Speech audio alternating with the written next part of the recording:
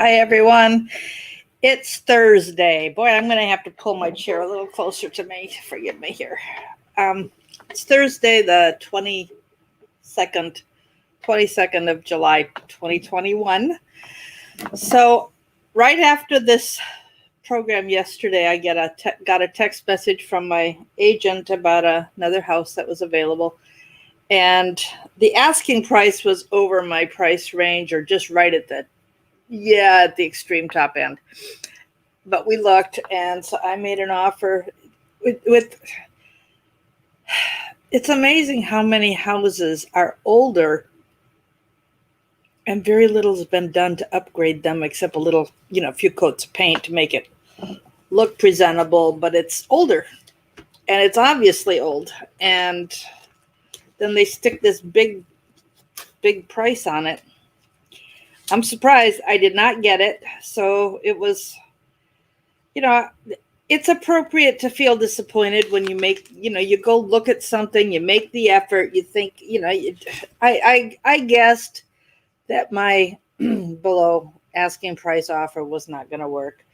But that's kind of showing how desperate people are. And one thing about where I'm living, in 2008 with the housing bubble that burst before in 2008, it did not affect this area. I've heard that from multiple sources. So they're not expecting anything bad to happen. And so prices just keep skyrocketing and taxes skyrocket to go along with that. They've reevaluated. And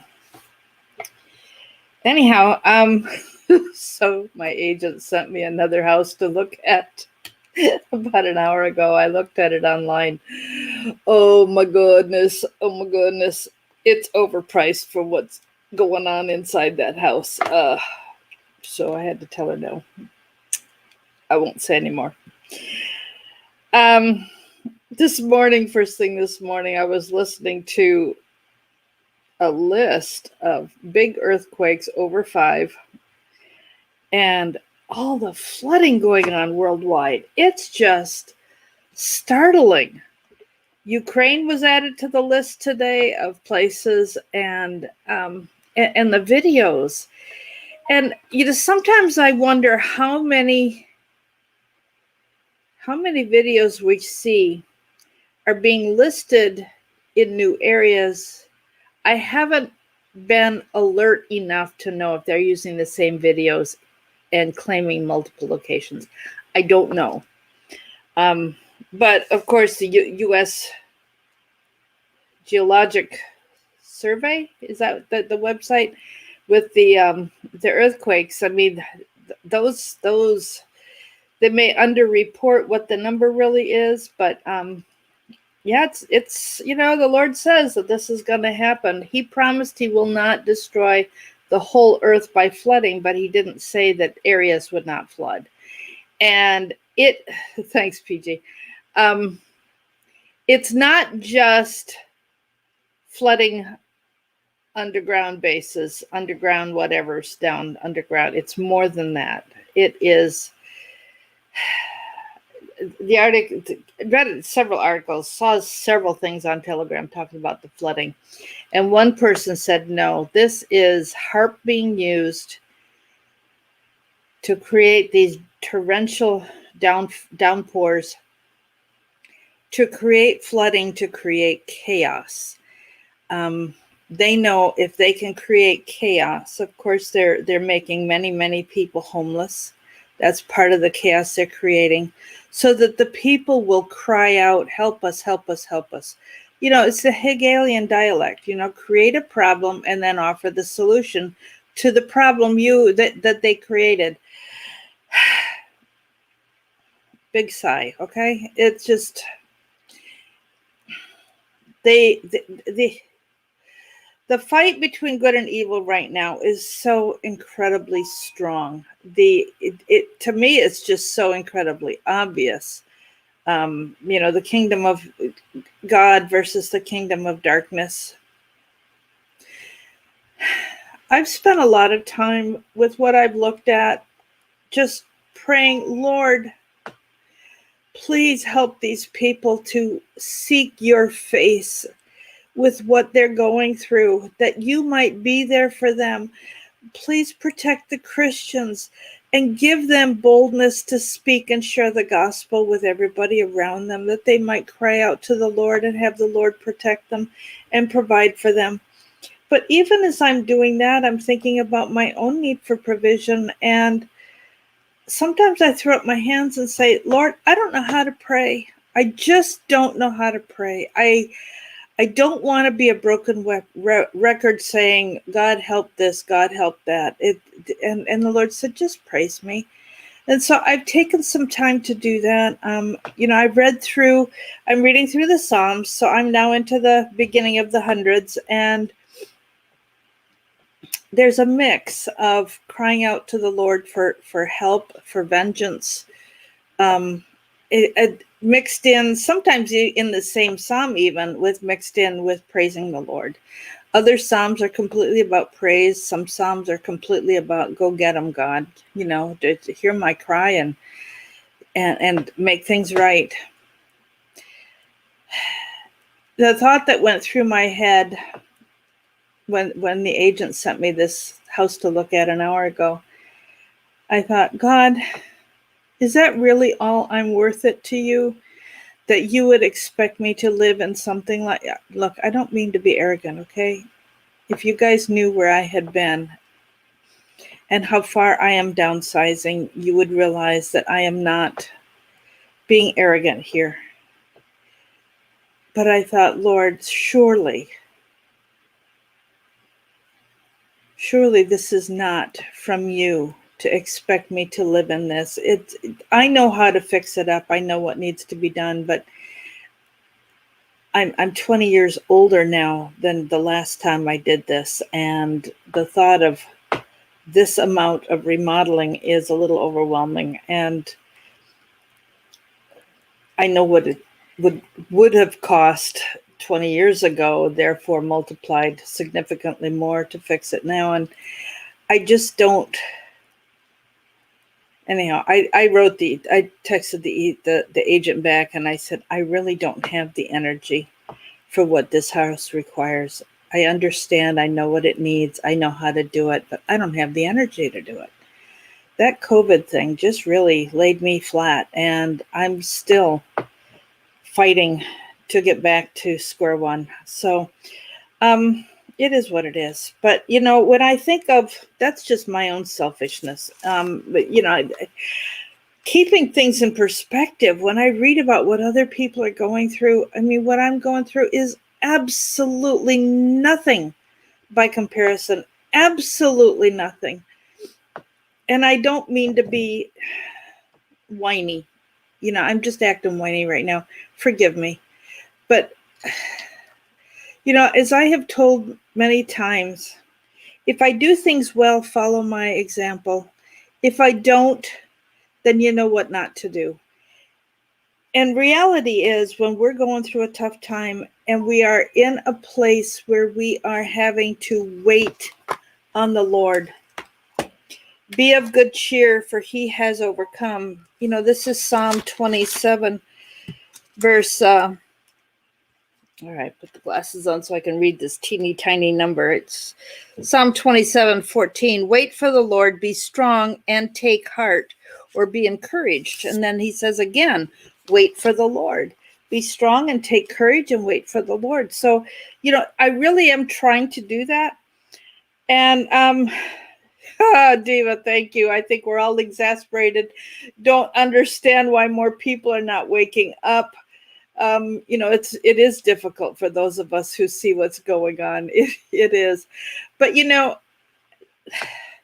this whole business of waiting for the Lord, no matter what we're waiting for, when we're waiting for something to happen, we don't see God's hand at work the way we expect things to be. We have this high expectation of the miraculous. We're constantly waiting for the miraculous. But we develop persistence, we develop patience, we develop long suffering. These are characteristics of the fruit of the Spirit. This is who God is. He is long suffering.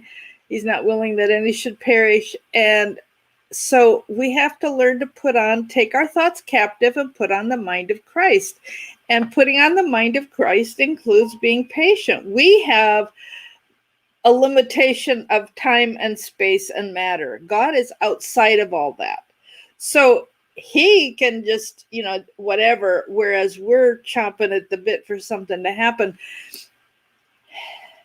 And this is a learning growth time. And I acknowledge that. I know it is. And that gives me courage to take a deep breath.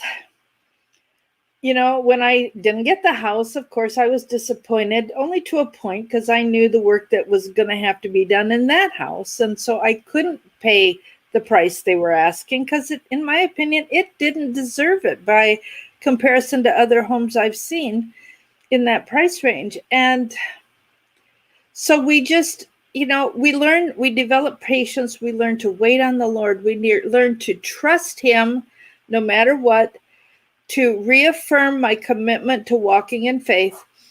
And so enough about me. We're going to bounce around from topic to topic because, if I had been doing this on the computer, I could have cut and paste and put things in different order and put similar stories together, which I'm not doing when I'm just highlighting things in my notes here. Pennsylvania audit.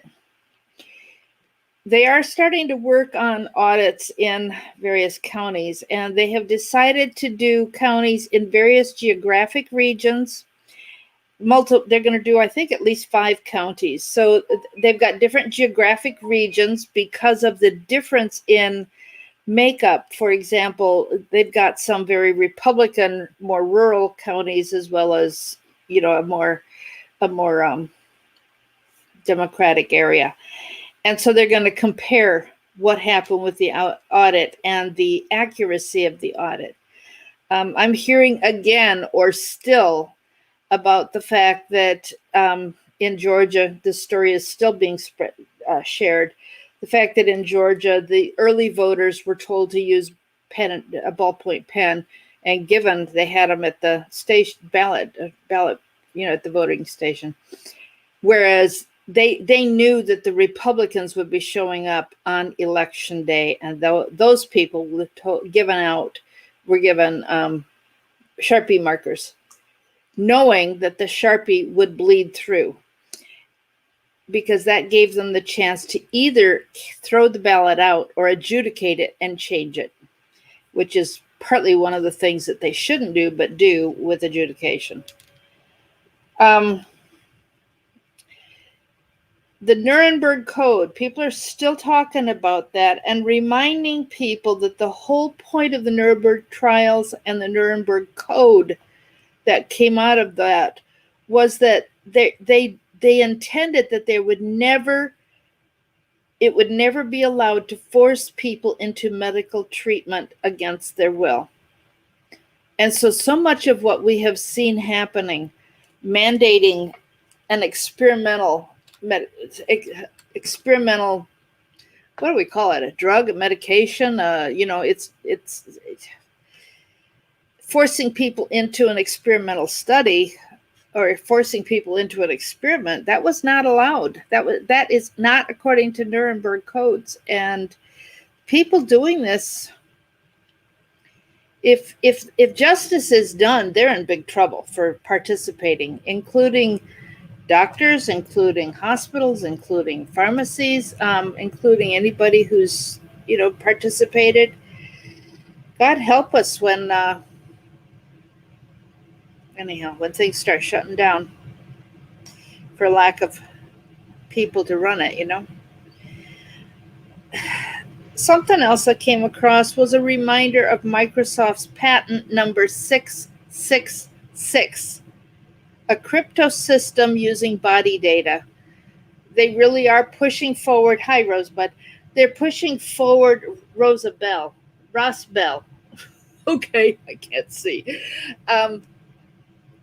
Pushing forward the use of crypto technology, the implant in your hand and so on, so that they can monitor. And then, of course, there's HR, House Bill 6666, which has four sixes, the Trace Act.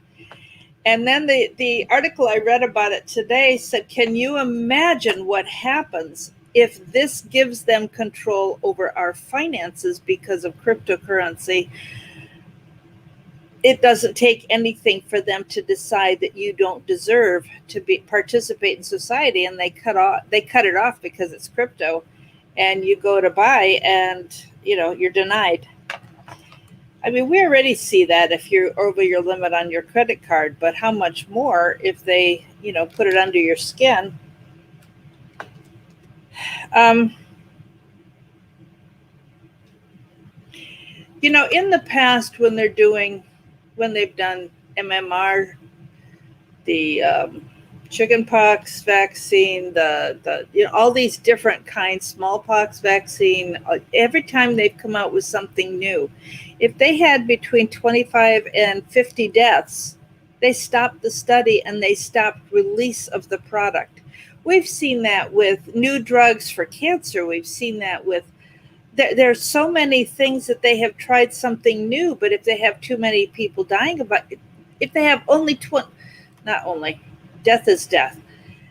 If there's 25 or sometimes up to 50, they'll stop the study. They will not give that drug out. And what do we have now? We have tens of thousands. And I even read today a number that between the US, the UK, and the European Union, there are almost 3.5, I think it was maybe even over 3.5 million bad reactions. So, every day I said to the Lord today, God, I don't want to just be a beggar in my interceding for people I care about and for people you care about, and just for people in general who are suffering these horrendous side effects. The Parkinson's type symptoms where people are just shaking and shaking and don't stop shaking. It's nonstop. They can't walk. They can't, there's so much they can't do. Or the paralysis that's happening. Those are some of the more extreme things. Sorry, I got itchy eyes. The return is right behind me and the air's coming through. I haven't mentioned that yet, Susan. I meant to mention it yesterday. We'll get to that. We'll just talk about that right now. This monkeypox that they now say has come in from somebody who came over from, I think, Nigeria again. So the people on the plane are being watched, and of course they have to have some way to trace. They're supposed to quarantine for 17 days. The monkeypox is not quite as bad as smallpox, but nearly, and the welts on the skin are, they look like they're raised 1/4 of an inch and, up to 1/2 inch in diameter. It's really, and I can't imagine the scarring that's going to come from that. They're just going to keep trying to do more and more and more to keep the fear alive and to get people to do what they want people to do because they're afraid. And Dr. Joseph Mercola, I read an article that he put out today that they are censoring medical researchers now. They don't want them telling what they know. And of course, they don't want that because even Google is invested in AstraZeneca. And so YouTube is censoring any threats to Google's future income from their investment projects, Have you heard that Rand Paul is calling for Fauci to be indicted for lying to Congress? I mean, I just couldn't watch the whole thing. Body Ghost, is that what it is? The lady who watches people's body language ghost, maybe it is. She was analyzing Fauci's reactions and the people that were with him, and they're, kind of, it wasn't that exaggerated, but that kind of look on the people that were with him as they recognized where this latest hearing was going to go. Rand Paul said, this is what you said before. Here's an article coming out of your office. It's the opposite of what you said last time you were here. It seems to me you've lied. Do you want to recant your statement? No, I'm not recanting. I stand by what I said. And he's accusing Rand Paul of lying. And it's interesting to me. We have seen this so much in the last 2 years. People look in the camera and outright lie. And they're lying. But like Hitler said, if you tell a lie big enough and often enough, people are going to believe it. Oh my, oh my, oh my, oh my. Yes, the border is ridiculous. And I saw people pushing through a gate, forcing it in. Yeah. You're right, Diva. I saw that too. Dr. Peter McCullough has talked about this whole what's happened in the last year and a half as bioterrorism for phase 1 was to keep the population in fear and isolation and withhold effective early treatment. Phase 2 is what they're sticking into your body now. And the fact that he said, Dr. Peter McCullough, he's the most quoted researcher on this, I think.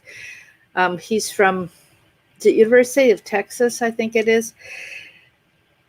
He said that gain of function research is all about increasing the transmission or virulence of what they're doing.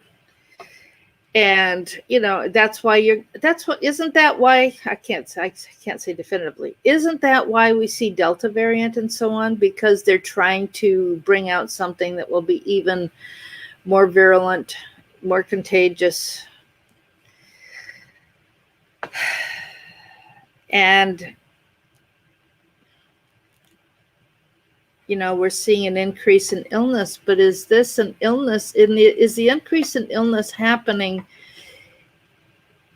because of people who are now being exposed to something and their immunity has been destroyed by what they, in fear, went and got put in their body? Or is this increase in illness the VAERS, the vaccine adverse effects reporting?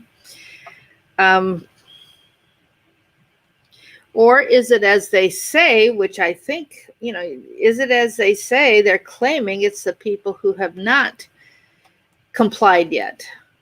But, I heard a report at one point coming out of India that this Delta variant that has come out of India is nothing more than hay fever. Don't take my word for it. I have no idea. I'm just reporting something I heard somebody say. But who knows? I saw an interesting family tree for Klaus Schwab at the World Economic Forum. The one who is as bad as Prince Philip, Queen Elizabeth's husband, in wanting death, biological cause of death. His mother was a Rothschild, and her dad and grandfather were also Rothschilds. I did not realize that am I surprised? I guess not. But I didn't know that until today. And I saw somebody else trying to point out the obvious, that what we're under is the biggest mind control effort ever when you've got the media saying exactly the same message time after time after time. I saw one video where they even had two doctors that were talking about yes, Pam, exactly. There were two doctors that were talking about get it, you know what it is, get it, because it's safe and so on. And they showed two doctors side by side. They had to have been reading a script because it was exactly the same thing in the same tone of voice, just like we've seen with reporters on newscasts where they're all exactly saying the very same words, and you see 20 of them, you know, saying exactly the same thing. So, you know, this is all part of mind control. And the problem with mind control is you've heard it over and over and over again. It's really hard to undo that when the truth comes out. Tucker Carlson was reporting that CNN is now concerned because they've held out a carrot to get people to go in and get this treatment, quote, treatment, end quote. That's not what CNN said, but they're holding out the carrot and the carrot's not working. You know, the lottery for $1 million and so on, that's not working. And so CNN says we need to now come after people with a stick. But that's the forced mandate, which Nuremberg Code says is illegal. Another story that I thought was interesting was about Michael Flynn, General Mike Flynn. He was on the board of an intelligence company that was sold to Pegasus, and Pegasus is something we're hearing in the news now that is spying on people all over the world. Especially now they're saying through your cell phone. Pegasus is a company that sells spyware to people who want to spy for whatever reason. It's very, very expensive. But the story was about Flynn, that he knew they were going to use FISA spying against him, that he knew ahead of time. And they claim now that he was bait so they could see what they would do in order to be able to show to the public what's going on, what seemed to be going on just behind scenes, that Flynn is a way to demonstrate to the public what's happening. And the article I read really honored him for all that he went through, to think that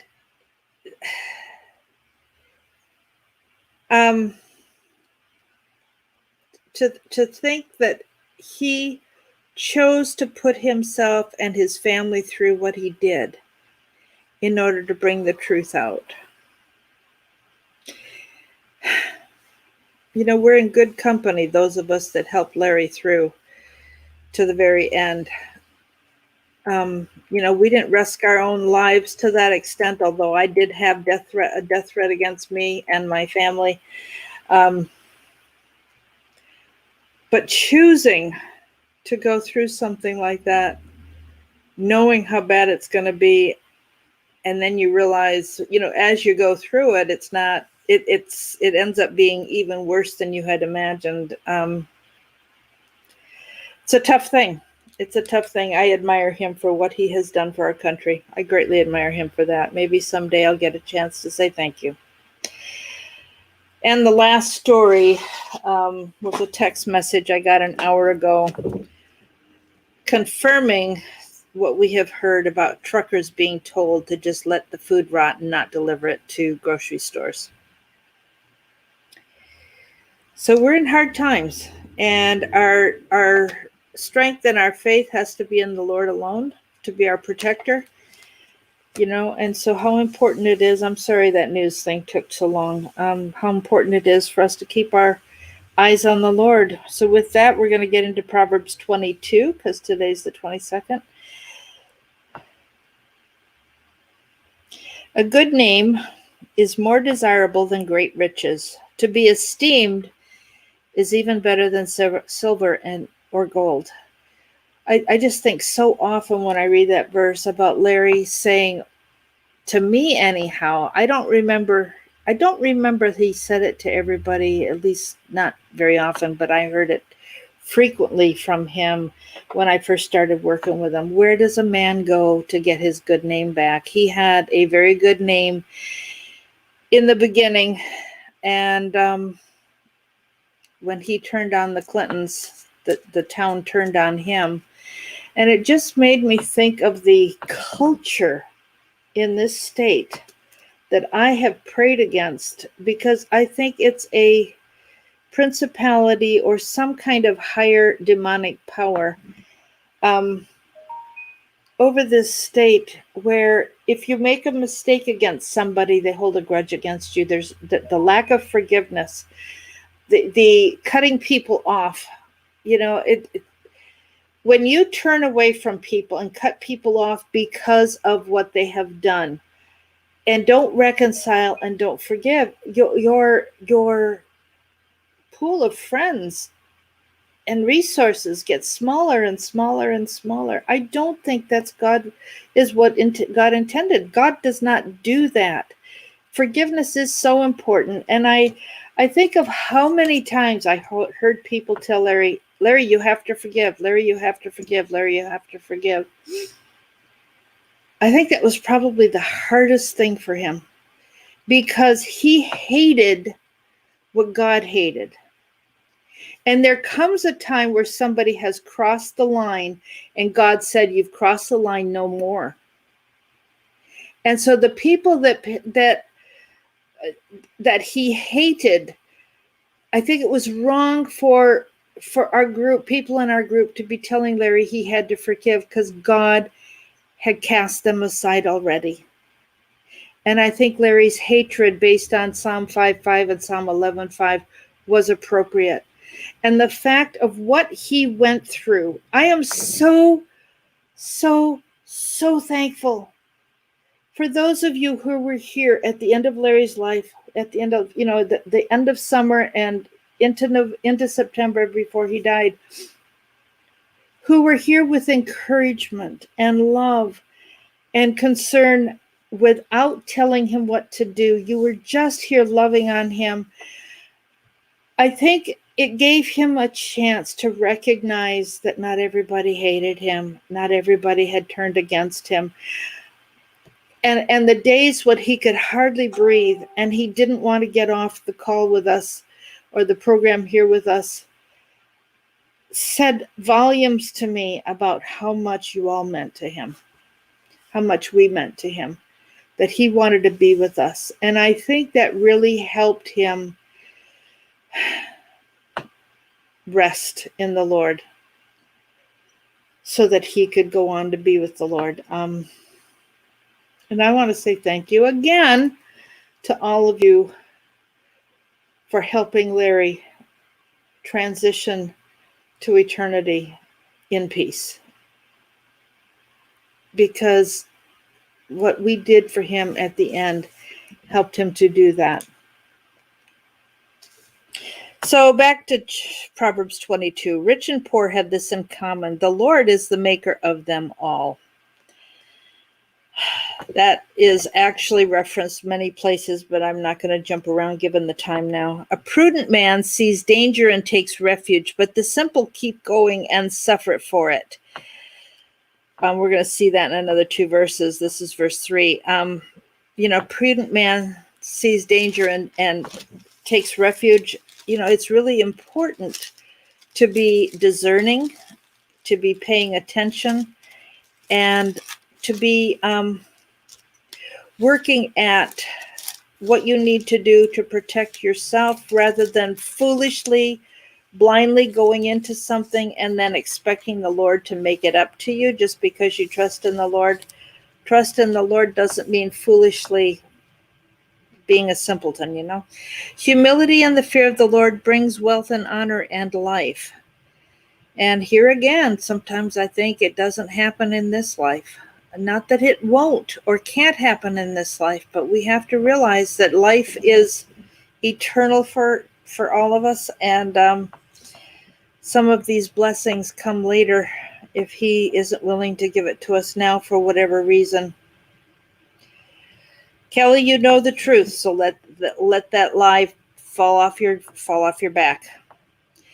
In the paths of the wicked lie thorns and snares, but he who guards his soul stays far from them. So Kelly, you've been just put through thorns and snares.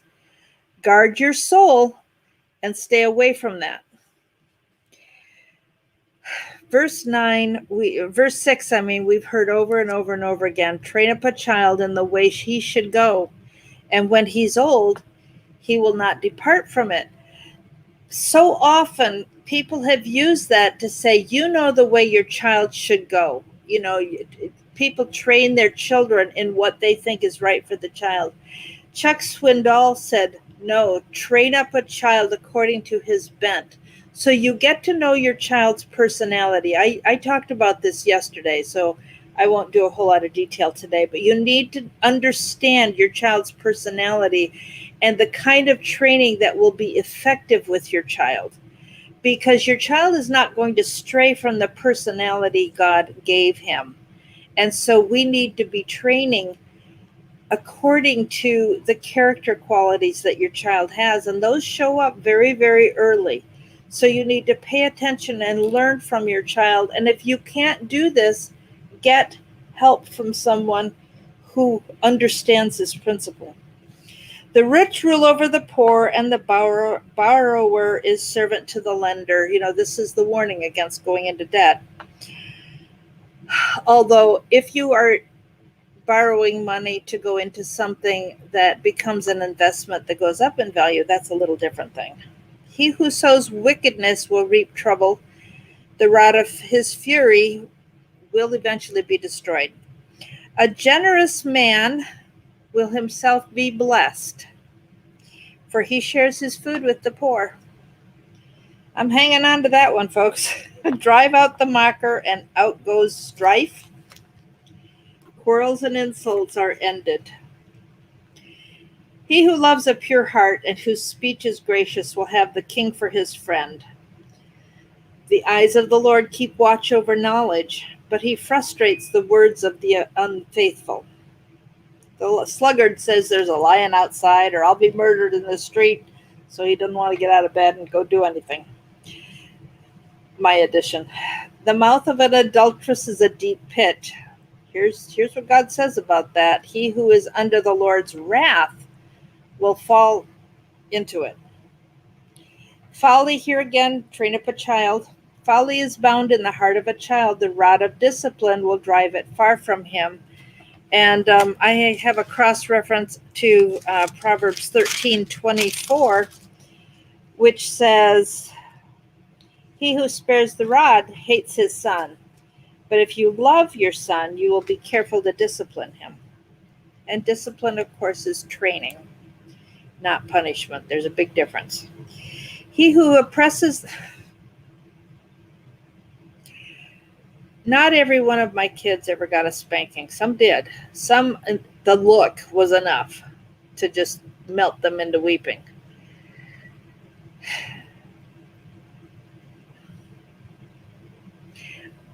Two of my kids each got once. And that was enough. It really made a difference. It was enough. And they knew that they had big time crossed the line. And I was being very careful in my, it was discipline because it had to hurt to go along with the seriousness of the injury. And do you think I can remember what they did? No. But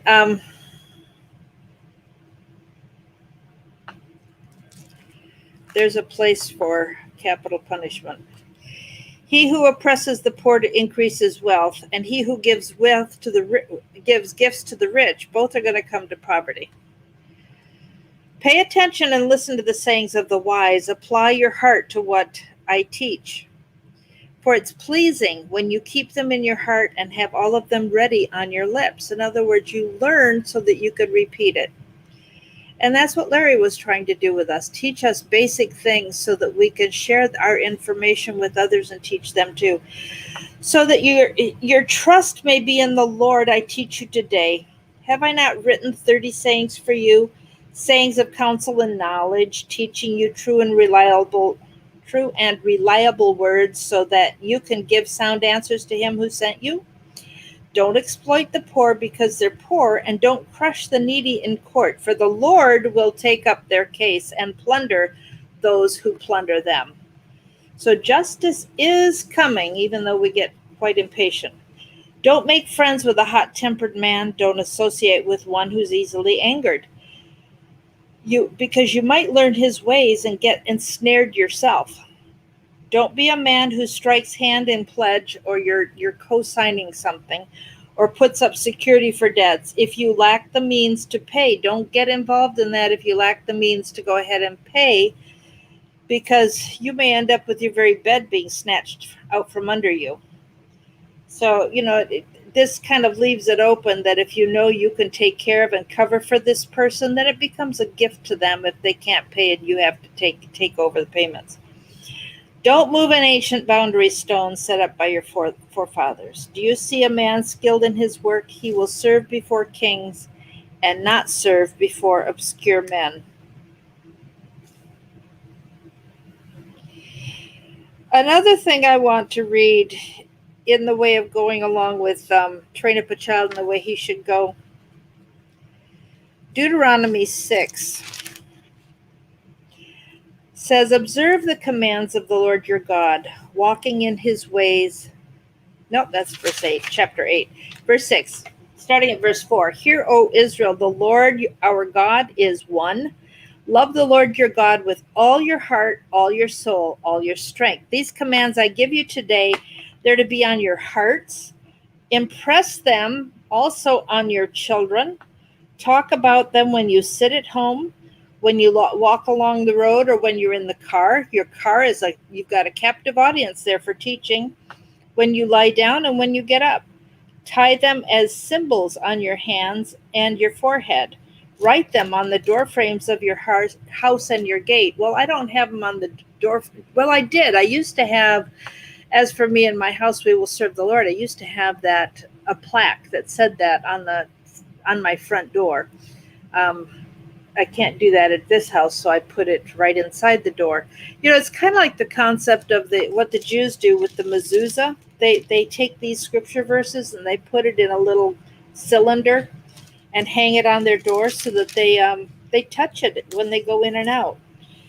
In chapter 11, starting at verse 8, it says, observe all the commands I'm giving you so you may have strength and live long.